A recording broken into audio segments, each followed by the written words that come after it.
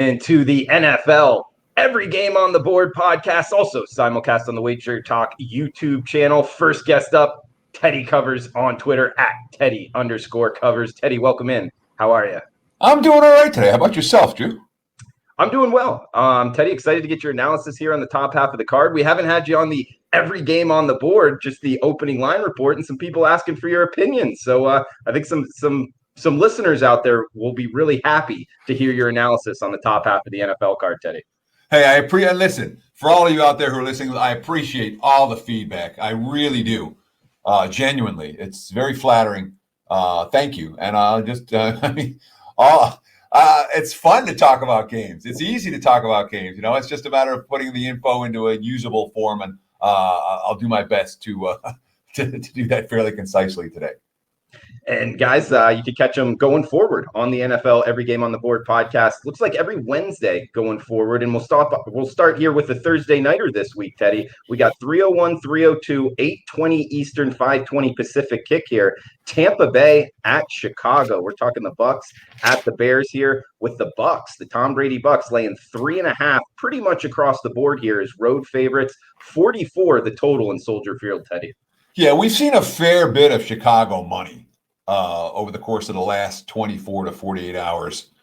And I think it's twofold that all the money's coming on the Bears. First of all, the Bucs injury report is pretty ugly. And by pretty ugly, it's very ugly. Chris Godwin out. LaShawn McCoy out. Justin Watson out. Kenjon Barner's already been out. O.J. Howard out for the season. Leonard Fournette downgraded to doubtful. Scotty Miller questionable. That's a lot of skill position talent. I mean, it really is. For any one given team in one given game. Then you throw in the fact that we have an ancient quarterback playing on a short week with limited prep time and travel in between. And Brady has not been a bet on QB on Thursday nights. And you can understand some of the money coming in on the Chicago Bears. When you look at the Bears so far this season, and say they're 3-1, but they played Detroit, the Giants, the Falcons, and then the one quote-unquote real opponent they played last week, Indy. I know that they only lost by 8, but that was a non-competitive game. Chicago was never in that contest. But part of the reason that was such a non-competitive game was because their QB play was once again awful. In theory, Nick Foles, with a little bit more time to prepare, is supposed to be a little bit better than Mitch Trubisky. In theory, I don't know. Nick Foles did a pretty good Mitch Trubisky imitation last week. And, of course, Foles has a track record against Brady when you think back to the Super Bowl and all. Interesting, yeah. Chicago defensively has the real potential to give. This Tampa offense is not clicking on all cylinders yet. It really isn't. You look at the yards per play numbers, and the yards per play offensively, Tampa's in the bottom half of the league. That's all you need to know about the Bucs offense right now. It is a dink and dunk. And given that, half their skill position talent is out, we would expect more of that. It's not like the Bears have been moving the ball up and down the field for 4 quarters every game. I know friends don't let friends bet unders.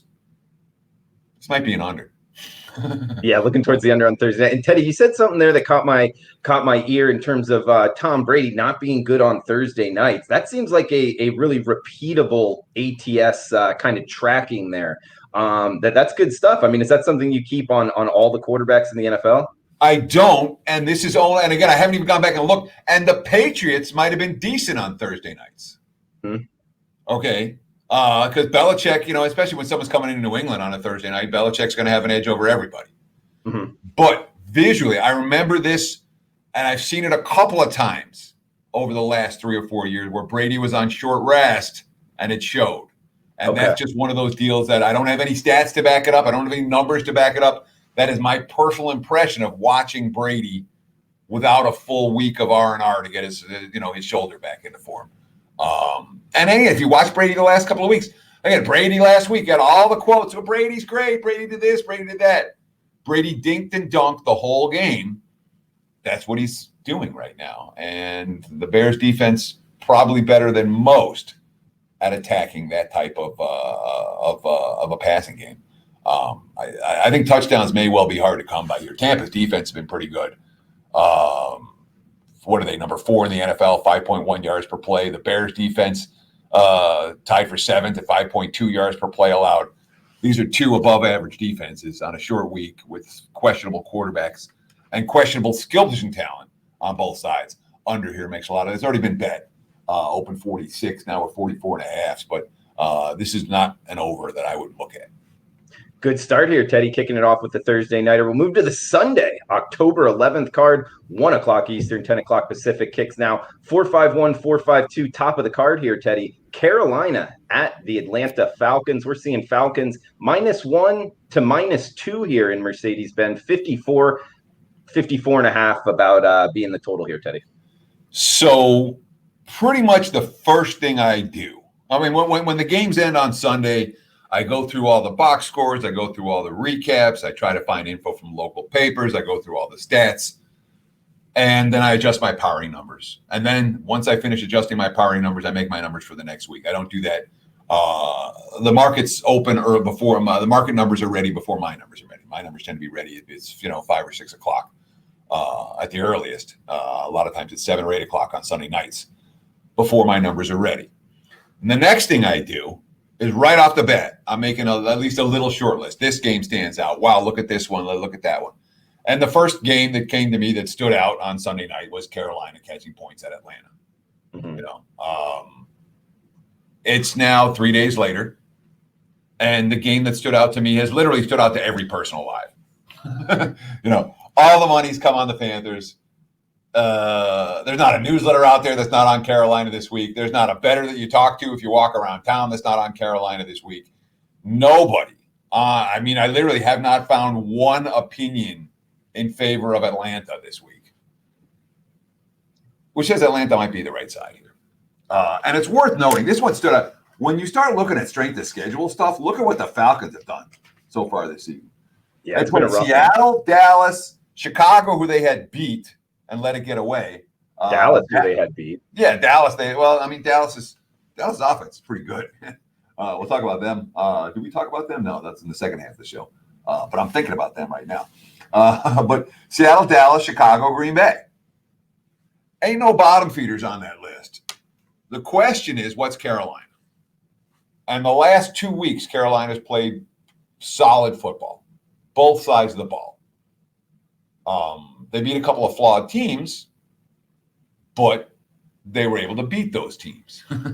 And certainly Teddy Bridgewater. And Bridgewater last week, he showed a little nimbleness. Long, extended drives for Carolina. And that's the type of thing that, in theory, should work really well against Atlanta. And the Falcons, from a defensive yards per play standpoint, I believe they're dead last. Oh, no, they're just dead last against the pass. Opposing QB rating for Atlanta is 118. That's worse than Houston, Dallas, Jacksonville, who's close. They're next to last in yards per play allowed. It's obviously been a dismal defense. They're coming off a no-show on Monday night, and a real no-show. If you watched Atlanta play, they did not look like the Falcons teams that are good. I'll just leave it at that. You're playing in what's normally a fairly strong home field, except for that there's no crowd for Atlanta. So all of these factors point towards Carolina. Every dollar that's been bet on this game, it feels like, has come in on Carolina. This is one of those there's 2 games where the books are they're gonna need somebody this week. Carolina's to lose is one of the 2.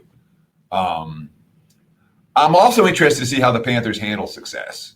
Back-to-back wins for a team that wasn't expected to be very good this year, that is still going through some growing pains, certainly on the defensive side of the football.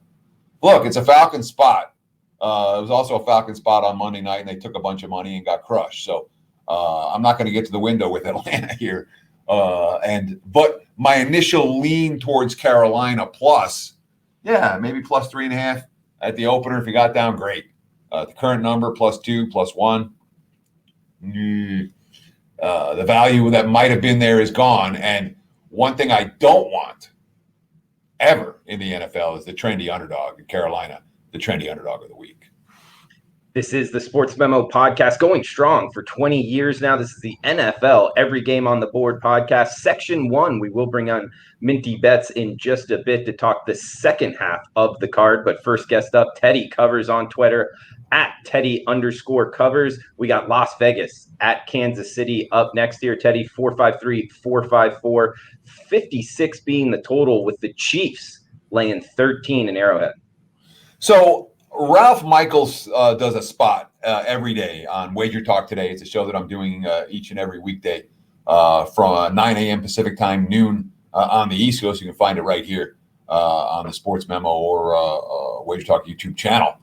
Ralph Michaels is a trends and angles every day. T&A with Ralph Michaels at the end of the show. And there was two that I wrote down because I thought, A, they made sense, and B, they were worth talking about on the show. And then I don't think we're going to do the second game, so I'll give it at the end. But this one really stood out to me as a trend. This is an angle over the last 10 years, since 2010, 31-10 against the spread, 76%. And it's not a ton of parameters. These are the parameters. The team has to be playing a division foe on the road with a bye on deck. Throw out the double-digit favorites. Double-digit favorites haven't done well in that role. It's an NFL team. They're playing a division foe away from home with the bye on deck. That's the Raiders this week. Real simple. 31-10 ATS, 76% over the last 10 years. Now, why does this particular trend stand out to me? There's so many that don't. There's so many that I'm like, yeah, well. Sure. Well, what's it going to do over the next 40 games? If there's a fundamental reason behind it, though, Teddy. Exactly. Mm-hmm. And this one makes perfect sense. This is a team, they've got one game before the bye, they're on the road, and that's a maximum intensity situation. It just is. It's a divisional foe away from home with the bye coming, and this is a all-in effort. And you see it. The double-digit favorites don't do well. Everyone else does well, and that's Vegas this week. So ask me, am I going to bet that? Are you going to bet that? Hell no. Because I don't want to step in front of Kansas City. We saw this with the Patriots when the Patriots were clearly the best team in the NFL. And yet, for back-to-back seasons, they were monsters against the spread because the betting market simply wouldn't value them a touchdown better than the rest of the league. KC might be a touchdown better than anyone else in the NFL right now. Their defensive numbers have blown me away. They're number 2 in the NFL against the pass in terms of opposing QB rating. The pass rush has been there. The offense got stopped last week, and they still covered the spread. And it's a Raiders team. They've got cluster injuries all over the place. But most importantly, they've got cluster injuries at wide receiver and at cornerback. And if there's one place you don't want to have cluster injuries against KC, it's at wide receiver and cornerback. Derek Carr, say he has a bad track record at Arrowhead, is not strong enough. He has a miserable track record at Arrowhead. Blown out both times last year. But in fact, the last 3 meetings between the Raiders and the Chiefs, the Raiders have scored a grand total of 22 points. They've been blown out every time. They were blown out in both meetings last year. And when you don't have healthy cornerbacks and you don't have healthy receivers so you can make your own big plays downfield, and you've got this bad of a track record against your opponent, the trend makes a ton of sense. I'm probably not going to get there with it. KC is a different animal, and there's no reason to be stepping in front of the best team in the there's not a question who the best team in the NFL is. And they continue to cover spreads, and they continue to be somewhat undervalued in the markets. As 13-point chalk, you say, is this team undervalued in a divisional game? They are if they win by 14 or more. Good point there, Teddy. We got 455, 456 up next. This is interesting. It's kind of out of order in terms of time kickoff. 425 Eastern, 125 Pacific kick here. Denver at New England. Double digits here, Teddy, with the Patriots laying 10 or 11 at home. Limited marketplace, not seeing many totals. And I apologize. I'm going to go back. I want to go back to KC and Vegas for a minute and give one more Ralph Michaels trend and angle that's definitely worth noting about this. Double-digit favorites right? You say double-digit favorites. Oh, that's such a square play. You can't win playing double-digit chalk. Last 5 years, since 2015, you play every double-digit favorite, 82 and 51 ATS, 62%. Double-digit favorites. So teams like Kansas City have been very profitable, backing them blindly in recent seasons. One of the double-digit on the favorite on the board right now. We talk about Cincinnati and Baltimore. We talk about Denver and New England. Look, there's no line on this game anywhere. We don't know if Cam Newton's going to play. We don't know if Drew Lock is going to play. This is one of those games that we're not likely to see a number up until Friday at the earliest. And I will say this, total-wise, my gut reaction for this game is look under. We saw the Patriots defense last week. What they, when New England banged up offensively, what does Belichick do? He gums it up. No big plays. You have a Denver team that's very similar defensively. They don't give up big plays. Fangio's all about keep everything in front of you. We could have a matchup of backup quarterbacks here. Again, with no line and no total, I'm talking theoretically, but theoretically, the way I'd look at this game is to look towards the under. Belichick is looking to shorten games right now. I don't think Vic Fangio, especially if Rippon plays, is going to be looking for a different strategy. And with Denver, a little bit extra time to prepare off the Thursday night game last week, I have to think their defense will be better than it was a week ago that had been and should be a pretty good defense moving forward. All right, Teddy. But do friends let friends bet unders right now in the NFL? So again, I tweeted that out, and the overs went 6-1-1 in the early games. Since that time, it was nothing but unders in the NFL. Okay. The Raiders game went over by a hook. It was the final closed 52.5 and landed 53. All the other late games, the Sunday night game, the Monday night game, all stayed under the total. So maybe friends can let friends play unders. Now the market's caught up. And of course, when you look at the average total by week, it's gone up, I think, almost 6 points since week one.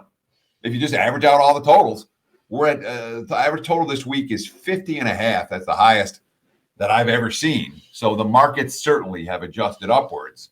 One would anticipate the results to be a lot closer to 50-50 between overs and unders moving forward. All right, Teddy, back to the 1 Eastern, 10 a.m. Pacific kicks here. LA Rams at the Washington football team, 45 being the total. LA Rams -7 on the highway. So my lean here is definitely towards the Rams. I don't know that I'm going to get to the window with them. The spot is very questionable. And, of course, you now have an X factor at QB for the Washington football team and Kyle Allen. Allen was someone who, the kid out of A&M, he wasn't someone that was – he was someone that we thought had an NFL future, but no one was saying, hey, this guy's going to be the next franchise savior. Mm-hmm. And he came in for Ron Rivera last year and played really well. Guided the Panthers to victories, and Rivera thought that, I think he's given up on the Dwayne Haskins experiment. I don't say that I blame him. But I don't think it was all Dwayne Haskins' fault. The quarterback always takes the blame. But when you have no running backs, no receivers, no offensive line, you're learning a new offense. Your coach has cancer and is going through chemo and has talked about his fatigue and talked about his issues. I mean, Washington's just not a well-coached team right now. It doesn't matter who you're going to put behind center. They're going to have issues. There's going to be a lot of mistakes. And they're a very, very, very young team on offense. I believe the youngest offense in the NFL. So when you put that offense up against a Rams defense that, didn't give up a touchdown last week, a Rams defense that has a potential to blow up the line of scrimmage on every play, Allen's going to chuck the ball downfield. He's not going to hold it in his hands. He's going to give his receivers a chance to make plays. It's not like Washington has no skill position talent, and it's not like the back door may not be open in this one. And from a spot standpoint, look, it's a Rams team that's coming back east for the third time in 4 weeks, where they've flown, from the West Coast to the East Coast, to the West Coast to the East Coast, to the West Coast to the East Coast. There was no staying back east. And it's I know they've done fairly well in the early start games. And the last time they did this, they were in Buffalo, were asleep early, rallied back from a 28-3 deficit, and then lost the game in the end. So it's certainly a Rams. There was a really good quote last week. I don't like to repeat the stuff that I use on Monday on the opening line report when I do an Every Game on the Board podcast. But it was a quote from Aaron Donald talking about basically, he's like, we didn't play well. There's a lot of lessons to be learned, but it's way better to learn lessons off a win than off a loss. There's something to be said for that.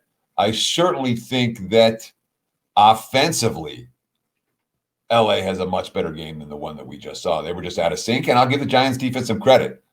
They played well on Sunday, and all the post-game quotes are about how well the Giants defense played. Washington's defense a little bit spottier. And again, this got bet down to 7 right from the get-go. It felt like a knee-jerk move towards LA just based on the travel spot. And now we're seeing an equal knee-jerk move with money for the Rams because there's a QB change in Washington. I think the QB change is a positive. I think it makes the Redskins a little bit better. And instead of laying 7, now you're in a lot of spaces, you're laying 7.5 with LA. Again, I lean Rams. I don't think I'm going to get to the betting window with them. Guys, check out Teddy Covers WagerTalk or sportsmemo.com. He's 195 and 151. That's 56% in the NFL all the way back to 2015. So since week 1, 2015, he's hitting 56% in the NFL. Also, over the last 2 months in all sports, he's 54 and 37. That's 59% plus 55% return on investment. Check him out. All of his packages, WagerTalk and sportsmemo.com. We got 459-460 up next. Teddy, Jacksonville at Houston. We're seeing Houston -6 at home, 54 the total. Yeah, here's a pick your poison game, huh? Let's start with this. The move for O'Brien getting fired and Cornell getting the job, that's a bet on situation. Okay. They like Cornell. Cornell's been a head coach before. There were certainly, he was stuck in Cleveland during a real bad run in Cleveland. Mm-hmm. There have been many of them.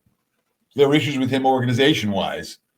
But in terms of a coach that players buy into, Romeo Cornell is that guy. Okay. And Houston, again, you look at this schedule so far. Oh, it's brutal. And you say, all right, and you're like, all right, they played KC, Baltimore, Pittsburgh. And I know Minnesota's only 1-3. They got the Vikings on the best day when they were desperate. And Minnesota played really well. So they've played 4 above average opponents, let's say. I'll give the Vikings the benefit of the doubt for that given week. And now they got the Jags. And I mean, the Jags are pretty rough right now. Coming into the season, there was a thought process that Jacksonville was going to be tanking, and it's all about Trevor Lawrence, and nobody wants to play. And they came out week 1 and knocked off Indy, and they came out week 2 and almost knocked off Tennessee. And all of a sudden, the markets are interested in Jacksonville. The last 2 weeks have been ugly for the Jags. Getting blown out by Miami and getting blown out by Cincy. Cincy ran the ball. This is a Bengals team. They can't run the ball. They ran the ball down Jacksonville's throat last game. Miami threw the ball whatever they wanted to against the Jags' pass defense. And Gardner Minshew, again, he threw for 351 yards and 2 touchdowns last week. But it's all dink and dunk. They're dead last in the NFL in 20-plus yard plays so far this season. So, can you lay this price with a winless team at this stage in the campaign, a winless team off a coaching change? I'll put it this way. If I'm playing, I'm laying. All that said, these teams played twice last year. Houston won one of them, 26-3. The other one, they won by a single point. And I'll tell you what, if they win this game by a single point, they'll be thrilled. So the Texans is, I can tell you this: I'm not getting involved from a side standpoint in this game. From a total standpoint, again, that 54 to me looks really high. And I know that the Texans have some ugly defensive numbers. Let me get those defensive numbers up for Houston. Opposing QB rating, 115.1. Only Atlanta is worse. From a yards per play basis, they're below average, but they're not as bad as some of the worst. They've been actually decent against the run. And it's a Jags team that you look at their stats, you say they're 5.9 yards per play. What do you mean they don't have all these 20-yard plays? Well, I'll give them credit But much of that, again, that game against Tennessee, they put up all kinds of numbers. And they put up some numbers in garbage time the last couple of weeks. My money's not going on Jacksonville as a dog of less than a touchdown, unless they're playing a bottom feeder. We'll find out on Sunday if Houston's a bottom feeder or not.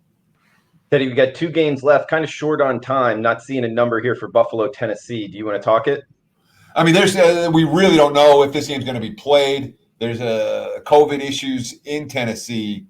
They're not a team I'm looking to bet on right now. Although spot standpoint, the Bills coming off another. I mean, the Bills are a good train to ride right now. I wouldn't talk you out of it.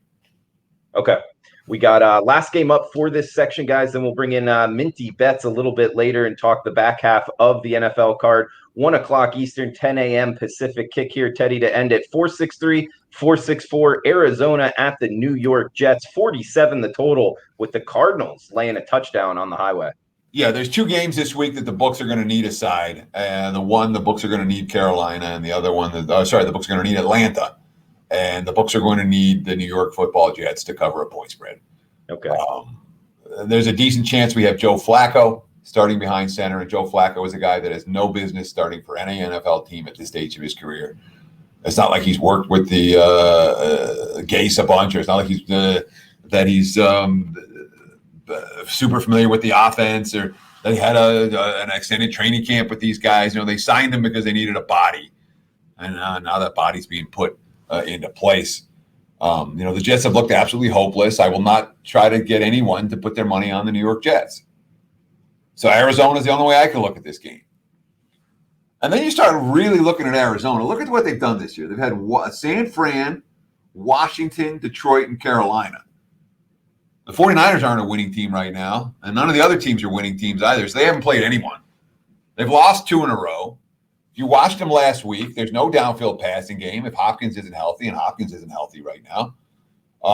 Murray's been under pressure. The defense has been gashed.